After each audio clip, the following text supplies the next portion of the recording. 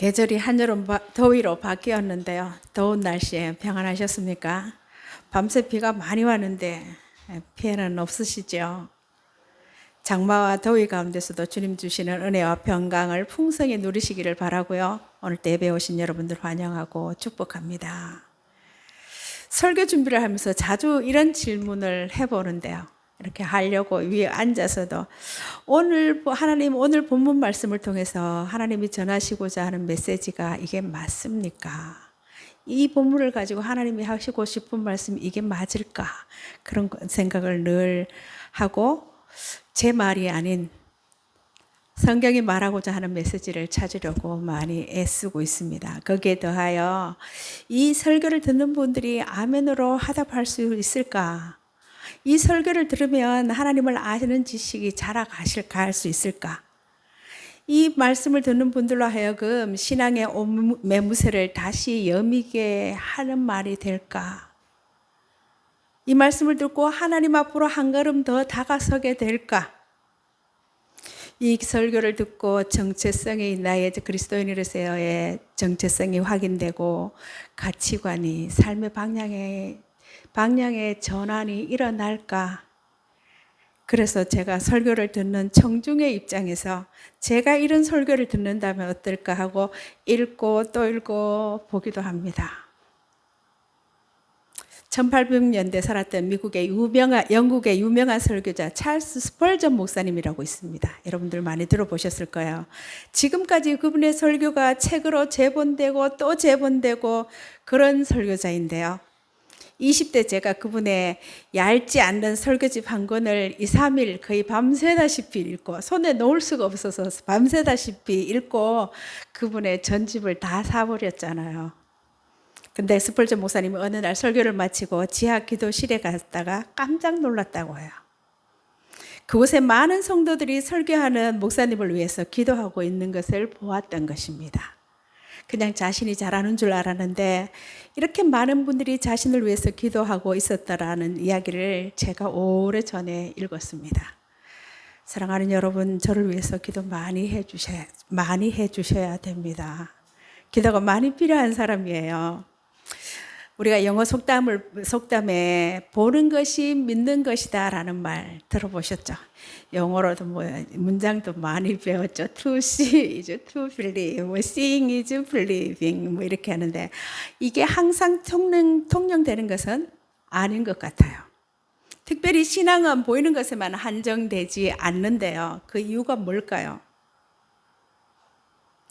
그 이유는 우리 눈에 보이는 현상 너머에 계시는 하나님과 그분의 일하심 때문이에요.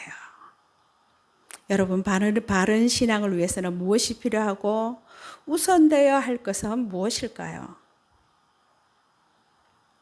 저는 20대 청년 때 사람들이 예수님을 눈으로 본다면 다 믿을 거라고 생각했어요. 그런데 성경을 보면 예수님을 보았던 사람들, 예수님을 믿지 않았어요. 그래서 본다고 믿는 건 아니구나라고 했죠. 누가복음에 보면 제사장과 바리새인들, 서기관들 예수님을 곁에 두고도 제대로 알지 못했어요. 믿지 않았습니다. 결론 같은 말씀인데요. 여러분, 바른 신앙을 위해서는 바른 이해가 우선되어야 해요. 믿는 것과 아는 일에 오늘 읽은 것처럼 하나가 되는. 제가 매주 누가복음의 말씀을 전하고 있는데 오늘은 에베소 교회에 보낸 바울의 편지를 통해서 하나님은 어떤 분이신지 2024년 오늘 예수를 주와 구주로 고백하는 우리를 향해서 성경은 무엇이라고 말씀하시는지 그 하나님 나라를 소망하며 확신하며 사는 그리스도인된 우리의 삶이 어떠해야 하는지 들었던 말씀들을 다시 한번 되새겨 보면서 은혜를 나누고자 합니다. 한국교회 주요 지표들을 추적 발표하고 있는 목회 데이터 연구소에서 코로나 이후 작년 말과 올해 초에 전국 교회 출석자들과 담임 목사들을 대상으로 조사한 것을 발표했는데요. 주목할 만한 결과로는 코로나 이전 대비 주일 성인 현장 예배 회복률에 관한 것이었어요. 주일 성인 현장 예배 회복률이 100%가 넘는 교회가 약 15% 정도가 되는데 이들 교회 특성을 보면 중대형 교회일수록, 그리고 소그룹이 잘 운영되는 교회일수록 높은 경향이 뚜렷하게 나타났다는 거예요. 코로나 이전 대비 성장하거나 사역이 회복된 교회들의 특성이 교회 규모와 소그룹 활성화였다는 거죠. 규모가 큰 교회가 크게 회복됐다는 것은 뒤로 두고 소그룹이 잘 운영되는 교회가 회복력이 좋다는 것은 제게 굉장히 의미 있는 항목이었는데요.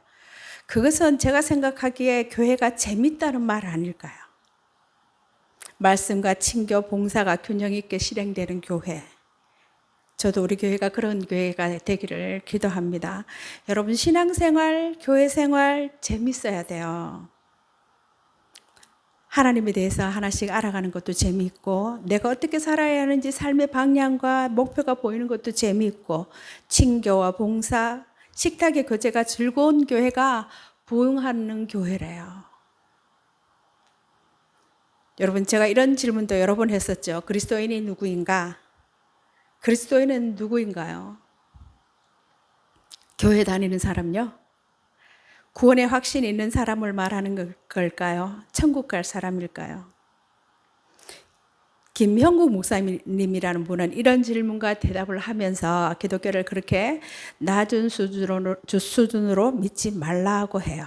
그리스도인이 되었다는 것은 정말 엄청난 일인데, 그것은 예수님으로 인해 시작된 하나님 나라 사역, 메시아의 사역을 계승한다는 뜻이거든요. 우리가. 그리스도인은 눈에 보이는 게 전부가 아닌 것을 알고 다른 삶, 다른 길, 다른 세상에 있다는 것을 아는, 그래서 다른 종류의 삶을 살 수밖에 없는 사람들이에요. 베드로전서 2장은 우리를 이런 사람이라고 합니다. 2장 9절에 보면 2장 9절 앞에서 이런저런 여러 가지 말씀을 하신 후에, 그러나 너희는 택하신 족속이요 왕같은 제사장들이요 거룩한 나라여 그의 소유가 된 백성이니 이는 너희를 어두운 데서 불러내어 그의 기이한 빛에 들어가게 하시니에 아름다운 덕을 선포하게 하려 하심이라. 여러분, 이 말씀은 우리가 누구인지, 어떻게 살아야 하는 사람인지를 말씀하고 있습니다. 이어지는 10절을 보면은요, 너희는 전에는 백성이 아니더니 이제는 하나님의 백성이요, 전에는 긍휼을 얻지 못하였더니 이제는 긍휼을 얻은 자니라. 아멘. 여러분, 우리는 전에는 긍휼을 얻지 못하고 백성이 아니던 전에는의 사람이 아니고 이제는의 사람들입니다. 이 시간 예배를 드리는 우리 모두의 삶이 하나님의 진리인 성경을 알아가고 그 속에서 나와 세상을 향한 하나님의 뜻을 알아가면서 우리가 믿게 된 바를 삶의 모든 영역에서 드러내는 좋은 하나님의 사람들이 되시기를 바랍니다. 신앙은요, 나라를 선택하는 일이고 나의 소속을 선택하는 일이고, 그것은 하나님, 그분과 함께, 그분의 이야기에 함께 걷기를 선택하는 일입니다. 신앙이 내가 누구인지, 나의 정체성을 정의하는 방식, 왕같은 제사장, 거룩한 나라, 하나님의 자녀, 신앙은 나의 정체성을 정의하는 방식, 내가 사는 방식, 내가 사는 이유와 목적을 결정합니다. 2024년을 시작해서 오늘 딱 절반의 시간이 지나갔습니다. 새해 계획이 무엇이었는지, 지금 어디까지 우리가 와 있는지, 이 한 해 후반기 시간을 앞둔 이 즈음에 우리의 삶의 방향과 속도를 다시 한번 점검하고 나갈 수 있기를 바랍니다. 여러분, 우리가 기독교 신앙을 선택했다는 것은요, 그리스도인의 삶을 살겠다는 선택이에요. 기독교 신앙을 배우기도 하고 고백할 수도 있고 확신할 수도 있지만 그렇다고 신앙이 다 된 것은 아니라는 거예요. 믿음은 지식이 아니거든요. 믿음은 단지 기독교 신앙을 이해하거나 고백하거나 확신을 가지는 것이 아니라 그 믿음대로 살겠다는 의지와 실천, 그것을 믿음이라고 해요. 어떤 책을 읽다가 제가 은혜보다 이해하면 은혜가 온다. 그래서 제가 굉장히 공감을 했습니다. 은혜로 시작했더라도 하나님이 어떤 분인지에 대한 이해가 없으면 바른 신앙생활 지속하기 어려워요. 건강한 신앙생활을 하기 어렵습니다. 여러분, 우리가 많이 하기도 하고 듣기도 하는 말 중에 신앙이 뜨겁다, 믿음이 뜨겁다 이런 말을 많이 하죠. 뜨겁다는 게 무슨 의미인가요? 그것은 하나님이 누군지 이제 진짜 알게 되었고, 그래서 내가 이제 어떻게 살아야 하는 사람인지를 알게 되었다는 거, 그거 아닌가요? 신앙이 뜨겁다는 것은 다른 게 아니라 바로 그런 것이어야 됩니다. 그래서 신실하게 믿음의 길을 뚜벅뚜벅 걸어갈 수 있는 것이어야 돼요. 그게 뜨거운 겁니다. 제가 여러 번 말씀드렸어요. 유명한 마틴 로이드 존스 목사님 얘기를 또 하는데, 왜 신앙생활을 하다가 믿음이 실족하고 이단에 빠지는가? 그것은 하나님을 아는 지식이 부족하기 때문이다라고 해요. 하나님을 모르고는 믿을 수가 없습니다. 오늘 읽은 13절 말씀, 4장 13절 말씀을 다 같이 다시 한번 읽어볼까요?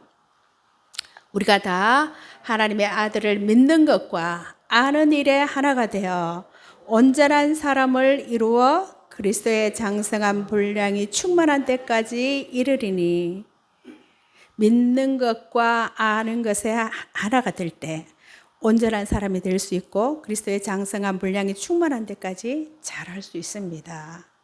다른 방법은 없어요.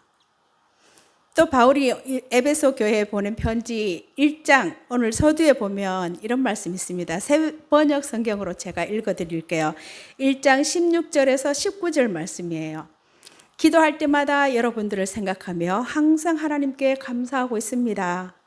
우리 주 예수 그리스도의 하나님이신 영광의 아버지께서 지혜와 계시의 영을 여러분에게 주셔서 하나님을 알게 하시고 여러분의 마음의 눈을 밝혀서 하나님의 부르심에 속한 소망이 무엇이며 성도들에게 베푸신 하나님의 영광스러운 상속이 얼마나 풍성한지를 여러분들이 알게 되기를 바랍니다. 또한 믿는 사람인 우리에게 강한 힘으로 활동하시는 하나님의 능력이 얼마나 엄청나게 큰지를 여러분들이 알기를 바랍니다.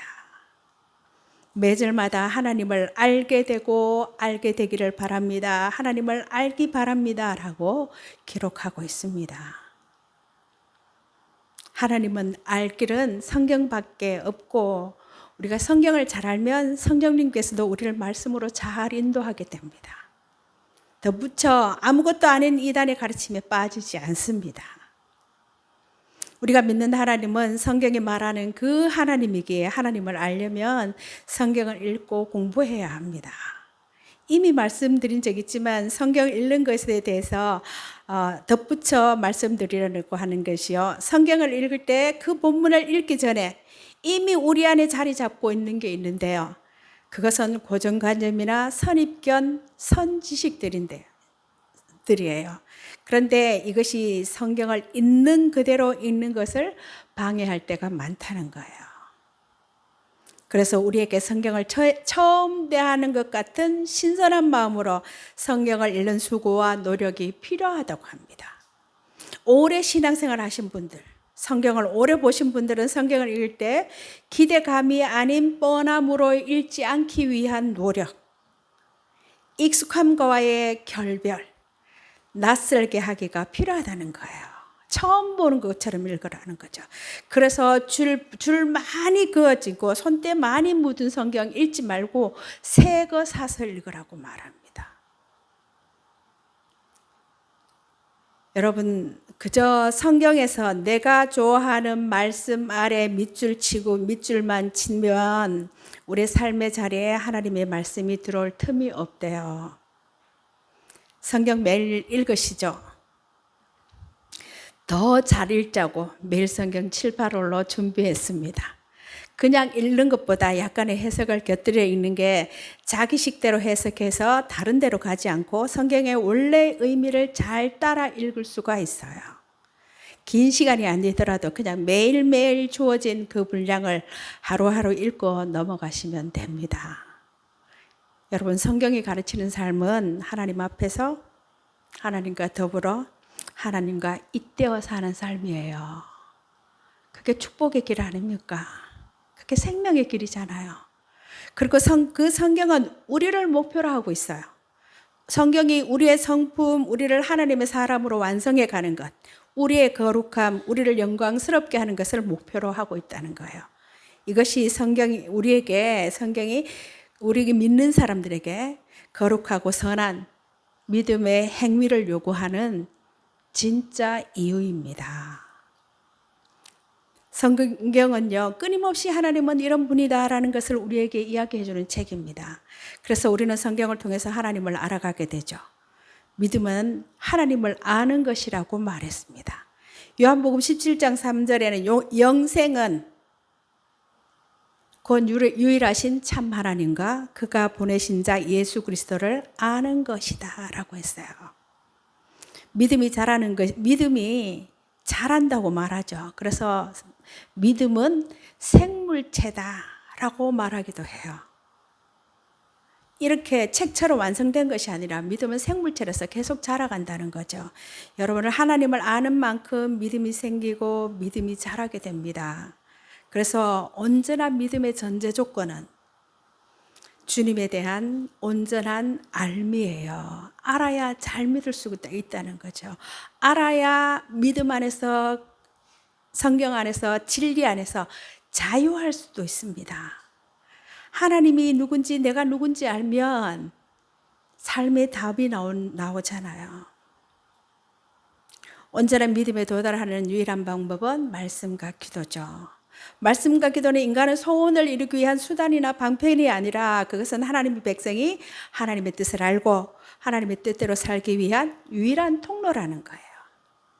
그래서 여러분, 말씀을 본다는 것은 내가 내 삶의 의미와 목적을 정하지 않겠다는 뜻이고, 그것은 하나님으로 하여금 내 인격에 말씀하게 발언하게 하시고 내 삶의 의미와 목적을 하나님이 결정하시도록 기꺼이 내어드리겠다는 의미고요.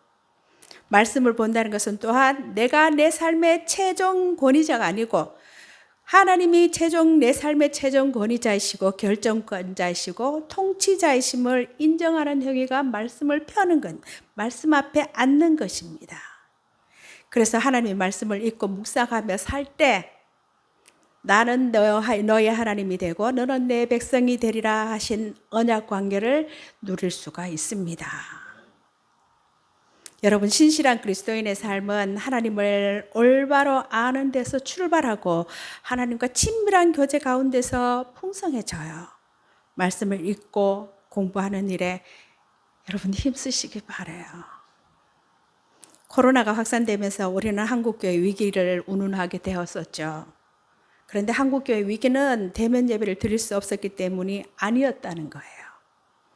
교회가 세상이 추구하는 껍질을 벗어버리는 일에 소홀했기 때문이고, 희망의 길을 만들어가야 할 의무와 책무를 교회가 버리고 세상이 만들어 놓은 길을 마구마구 따라갔기 때문이라는 것입니다.